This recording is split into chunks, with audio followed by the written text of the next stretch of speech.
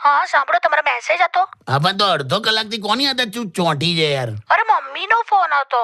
શું થયું? અરે બિચારી એવી ત્રાસી છે ને, એકચ્યુઅલી એમાં એવું થયું.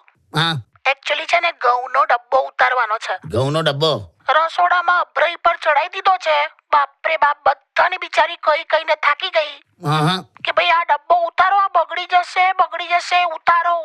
પણ કોઈને ચિંતા નથી. પણ તે એના માટે તે 30 મિનિટ વાત કરી. અરે મમ્મી ચિંતા વ્યક્ત કરતી હતી. અલા, અંતરિક્ષમાંથી સુનીતા વિલિયમ્સને નીચે કઈ રીતે લાવી એના માટે લોકોને ચિંતા હોય.